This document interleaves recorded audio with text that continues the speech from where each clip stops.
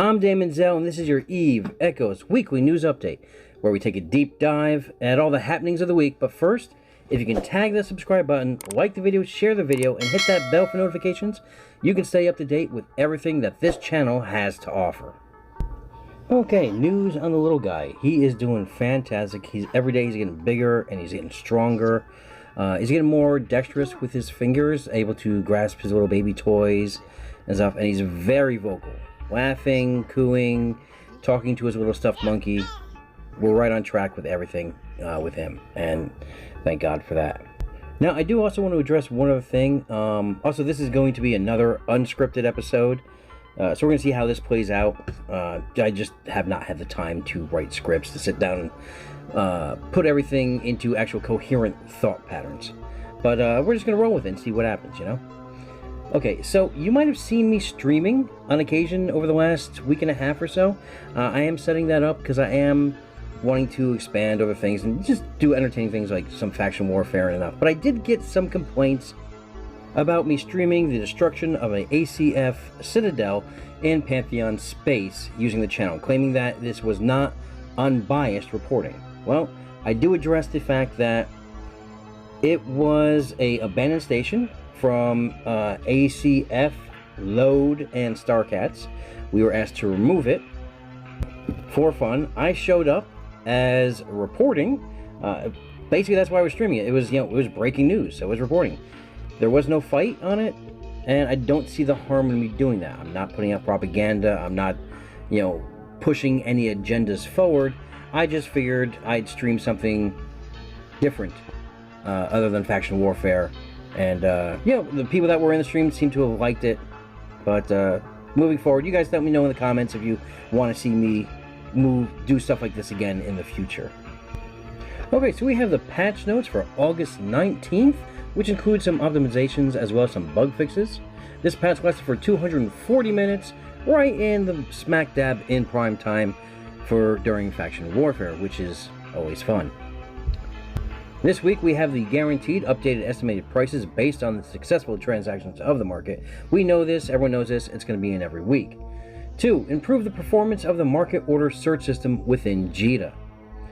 3. They added a portal for insurance right on the main interface. This way you don't have to be in a station to go check your insurance levels, how much insurance you have, how much a ship would be worth covering for insurance. It's right there in your main menu.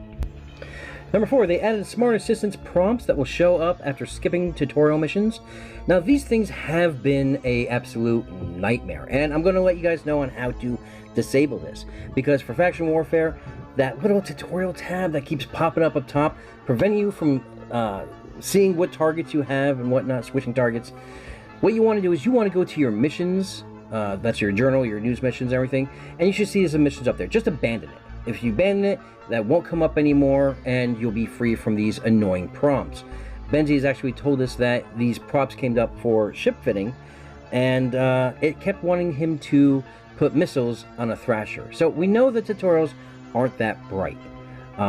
So, take it with a grain of salt, get rid of the tutorial unless you want to run through them, but these smart prompts are not so smart.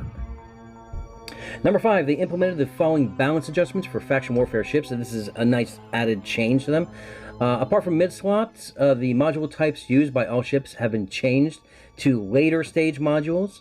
The hyperspatial velocity optimizer rigs for interdictor frigates and assault frigates have been changed to targeting system subcontrollers.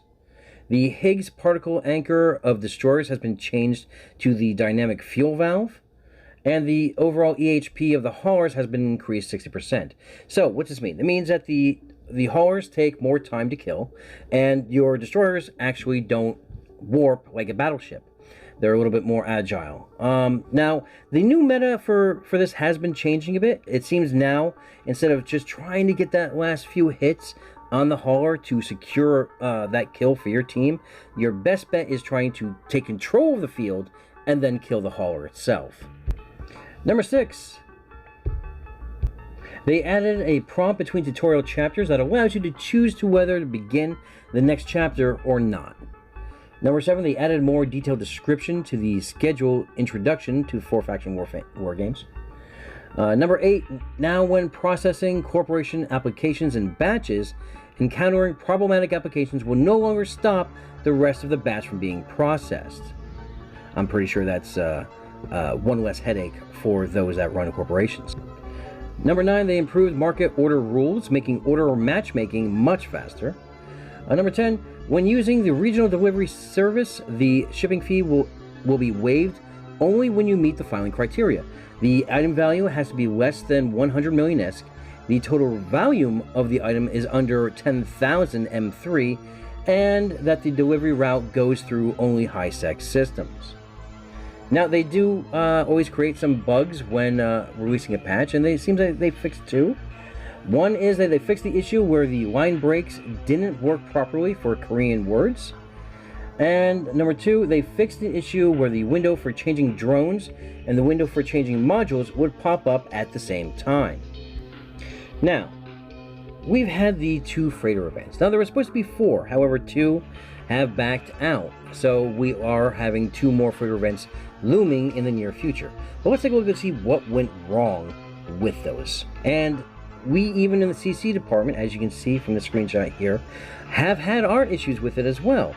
Maybe consulting the people who are supposed to be their conduit to the community to help them with these events.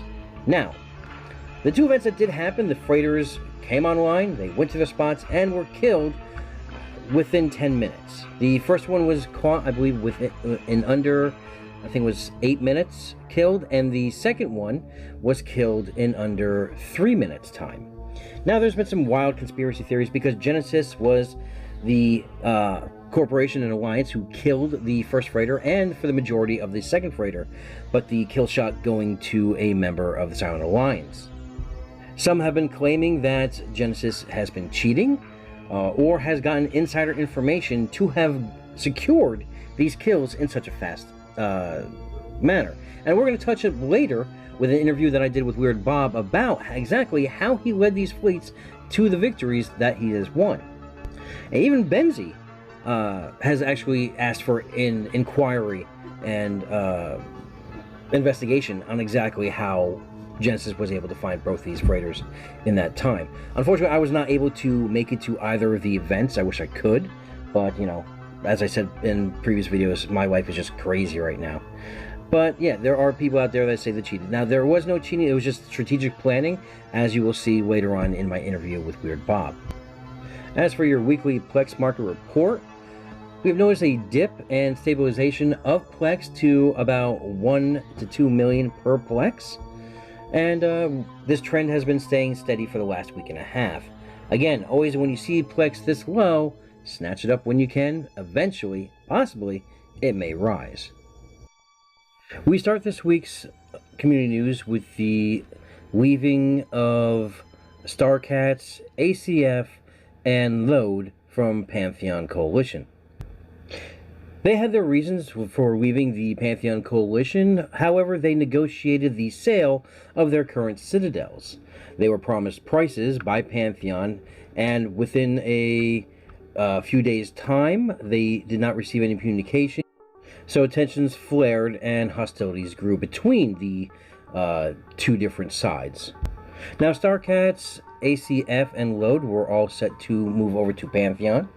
And they were granted blue status within this time. However, with no word on exactly what was going on with the citadels, they started issuing threats to Pantheon about using it as forward beachheads and of the like. At this point, Pantheon also labeled them as terrorists, and long story short, the citadels were abandoned, not purchased, and StarCats, ACF, and Load have moved over to Pantheon. Now, also during this time, there have been released secret talks between Alondria and them to offer up a secret deal to upgrade StarCat citadels to use it as a forward beachhead. Because once you go level 2 from a citadel, it can no longer be destroyed. You would have to use the Antinosis link, so it would only be a single beachhead to defend. Now, while digging into the story, it seems that one of the reasons why StarCats pulled out was for them having to blacklist and kick members within their alliance with no reason whatsoever. I'm told by StarCats leadership that the Week that apparently led Banana to hunt Ferret Familiar down as an accused spy didn't come from Ferret or Load at all. It came from someone within our officer team. However, Banana used that opportunity to condemn StarCats following Jim's Reddit F-up. Basically, StarCats saying that Banana is becoming paranoid with spies and red herring spy hunts, where I reached out to some Banana for an official comment. Banana says StarCats agreed not to invite Load leadership into their corp because we had Load leadership be super toxic, pushing things like Kerensky's mom and so on. Those of you that don't know, Load made a citadel and named it Kerensky's mom. However, they decided to invite Load leadership and throw a hissy fit after I caught the guy they invited the same day. StarCats don't fit with us, that's fine. They tried to find excuses over this which no one cares about. Sancha is talking idiot shit. I knew the member-based account, which was Alondria, all the time. The leak was carefully placed by us and was followed through the ranks. And I certainly don't care about Alondria or StarCats, by the way. I'm happy they found each other, and everyone who had the pleasure to work with that orchestrated drama is happy for them to have gone somewhere else.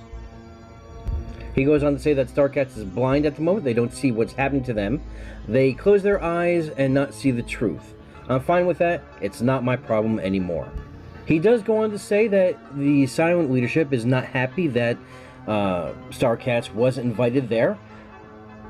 But he wants to reassure everyone that there is no plans for or in the works a war between Pantheon and Silent. Trust me when I say I don't care about the North. However, hostilities still flare between other groups who have closed in ranks and seized the opportunity to attack Pantheon on all sides, including character assassinations. Currently, right now, Pantheon is under assault from No, within Fountain, as well as Delve, and other parties as well. K4, right outside of Ned, is one of the familiar battlegrounds that is ever going on. In other news, Alondria's old old alliance, Borg, have done a rebranding and are now the Necromongers. They're pushing forward with a new ideology, and Alondria seems to react with that as well. But just because they're separated doesn't mean they can't just have good, friendly banter between the now rivals. And with a week removed from the anniversary of Eve Echoes, we give a shout out to two different organizations who have reached the 1-year anniversary, that being Genesis Federation and the Silent Alliance, who were formed within the first 2 weeks of the game starting. So we had the freighter event, and they did not last long, as we spoke earlier. And I did have an interview with Weird Bob exactly how he led the fleets to find the freighters in such a short amount of time. Bob starts off saying that they gave us this map, primarily the reason for our success on the first 2 ops. Not only do they tell us the time when the streamer will be on, but also the location within the direction, east, west, north, south. On a hunch, Bob felt that the lore would play a significant part in this event, so we had the Alliance scramble to find any lore info within the areas that the streamers would be in that day, which direction it would be. He later states that this turned out to be incorrect. It was the systems with pictures that could be easily found for hints and clues, such as hair and there being a picture of a rabbit. He says that the first freighter raid, our guys found the most significant event in Eve War that happened in the east section was in Enur. So after forming in Jita, he moved everyone into that system thinking it would be there. Then the event started and the first clue was given to head towards the Great Wildlands. So he told everyone to autopilot to low-sec entrance to that region. It was then that Shield Maiden spotted the streamer and its escorts within the local in that system weld along the way, 6 or 7 jumps from Enor. She quickly scanned them down and tackled the freighter and pinged the rest of the fleet to converge on the target. Now the second freighter, his lore guys found that the system Radalos to be the most significant Eve War west section of the map, and with knowing that Losec was probably the only options, he planned to have everyone looking in those areas around that location. He says he had interceptors and scanners spread out 10 jumps around and told them all to give him a shout as soon as they found the escort of the fleet or the streamer names within local. It was at that point that Azrael, who spotted them in Hare, which was only 4 jumps away from Radalos. They all rushed the area, and Reds were already on top of them. They quickly killed them first, and then focused down the freighter to get the kill. He says, sadly, our blue friend from Silent was able to get the last hit on the freighter instead of one of the guys in Bob's fleet. And that's how he went on to kill them so fast. He says, local is your greatest friend and enemy, and scanning is now our bread and butter. And he did give the last streamer, I believe it was Hawk's Nest, fair warning that he would find him and he would kill him. Now, with that knowledge, Joseph, the community manager, did reach out to Bob to find ways that they could make the event more challenging so they wouldn't be found within the first few minutes of the event. Now, I do know what's going forward in the next 2 events to make it more challenging. However, I am under NDA and I cannot disclose that information. But let's just say that it's going to give a fair advantage to everyone to find the freighter and have fun with this. It's going to be a much more challenging event than the previous 2. As well as the streamers having knowledge of the game mechanics themselves. Today there was a massive battle in System 3F Tech JZF, where Silent were assaulting a Firefly's Citadel with a No and Firefly's defense fleet. The system itself leveled out at 1,000 players for this battle, and the Citadel was killed by Silent, taking it down. Unfortunately, at this time, I do not have numbers on ships lost, kills, or ISK values, or anything like that. All we know right now is that there was a battle in 3F Tech JZF, and Silent was the victor, taking the Citadel down. There will be a link to the video of this fight in the description below. Now, with the anniversary also over, the opening of the Chinese-only server in China has drawn the attention of most all of the Chinese major alliances, who have migrated over to those servers, leaving a lot of these alliances shooken and in disarray. One of which, Han, H-A-N, has actually migrated over and joined Void Alliance to be part of them.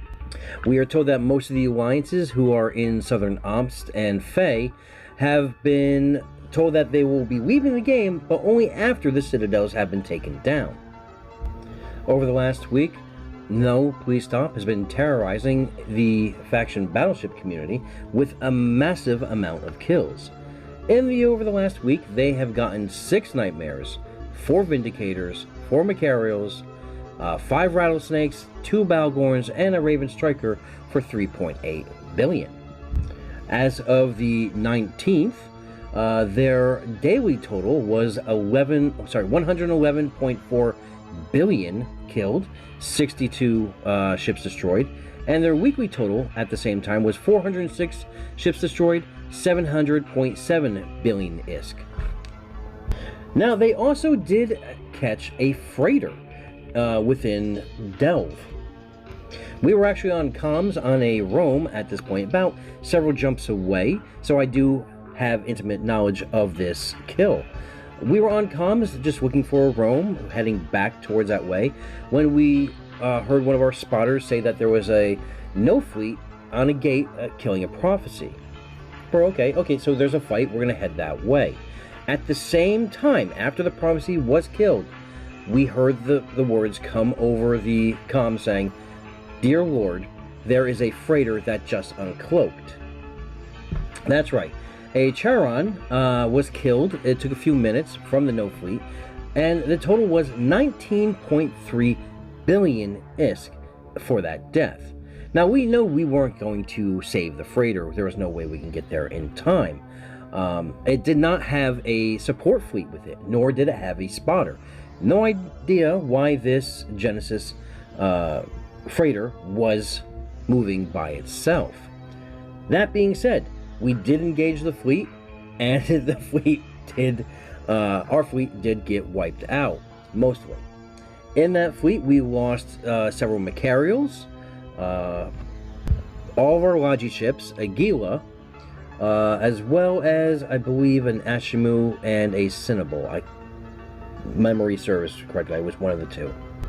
I survived. Just saying. But hats off to No for giving us a good fight, and they've been killing it this past week. However, before that main fight with that No fleet, there were several bestowers and other haulers that the No fleet came to salvage whatever was left from that freighter, which were wiped out by our fleet. Unfortunately, there is no Alliance or Corporation Spotlight this week, so we're just going to move right into the big kills of the week. But first, it's not so much of a spotlight. I do want to shout out a new Alliance that I found this past week, who is an actual, I believe it could be the first role-playing Alliance within Echoes.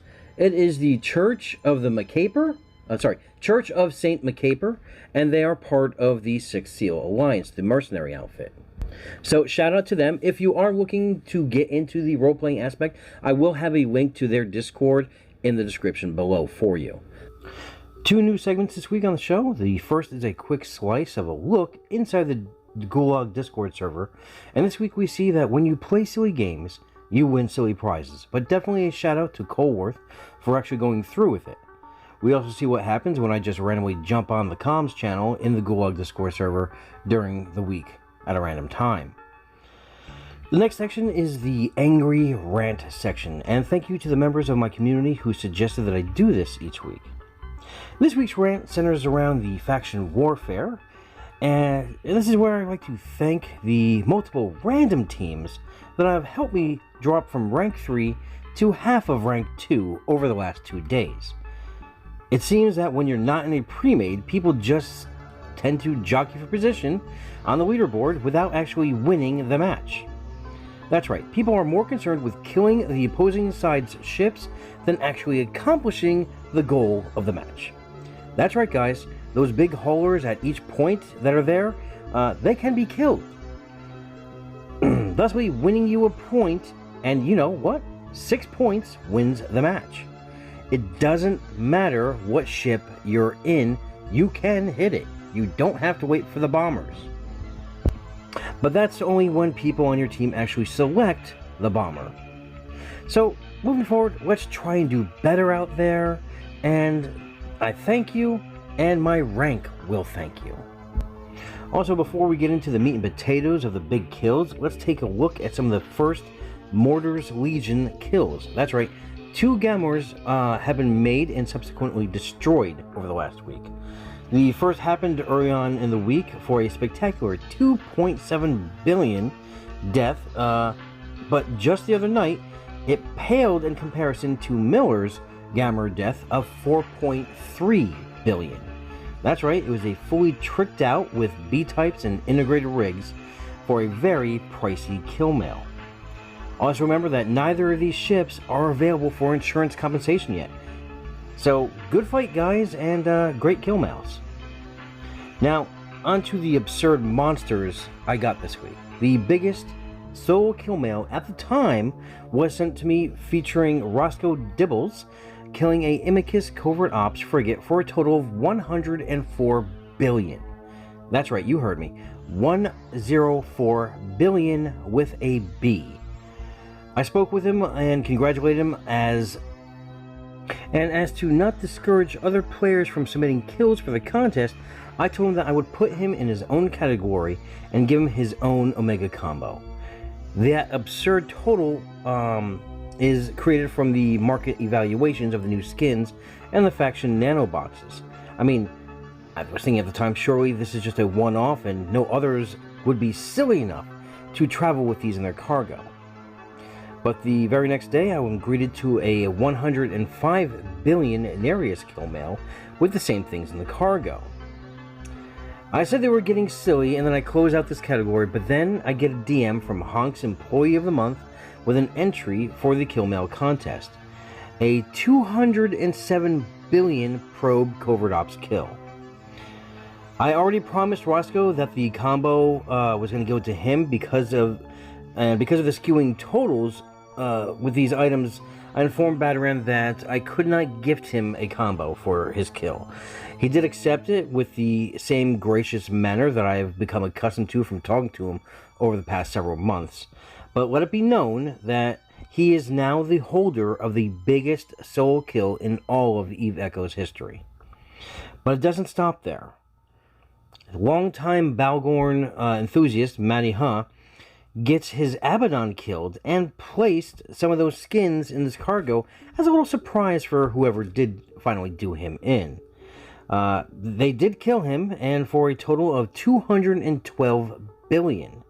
So as you can see, things are a little bit screwy right now with the totals, and people are taking advantage of it. But let's move forward to the normal big kills of the week. We start off this week with the 6th Seal with a 3.7 billion Tempest Striker. Mug comes in with a 3.6 Megathron Striker, as well as a 13.7 billion Sigil. Genesis Federation bags themselves an 11.4 Balgorn. Honk gets a 8.6 billion Nereus 2 kill. And Revs finishes us out with a 5.1 billion Macarial kill. Now, on to everyone's favorite section, the solo kill mails of the week and a chance at winning a free Omega combo. Mr. X Meow starts us off with a 1.3 billion Cyclone Command kill. Nick Nitro with a 2.2 billion Bellicose 3 kill. Not You Again with a 2.4 billion Coveter 2 kill. Nalfian with a 2.6 billion Retriever kill. Poe Poman with a 3.4 billion Slasher Interceptor. Raijin TDWL with a 3.5 billion Cinnable kill. M1A1 with another Capsular Outpost at 3.6 billion. Musha with a 4.3 billion Dominix 2 kill. And the winner this week of a free Omega combo is Augie Oi Oi with this 5.1 billion Procurer kill. Congratulations on your victory. DM me in Discord to receive your prize. Now, if you need more news in your life, I suggest you take your butts over to check out Sky News, Russia's premier Eve Echoes news channel. Don't worry, they do have English subtitles, so you will be able to follow along. They do put out a good show, they have an excellent production team, and they sometimes get stories that I don't. I would also tell you to take yourself over to Rambo's Echoes of New Eden podcast, which features a roundtable discussion every week and an interview with a figurehead from the community. But that's it for me. I hope you all have a great week, a great weekend. Fly safe. Remember, we are always one vision, one purpose, one front.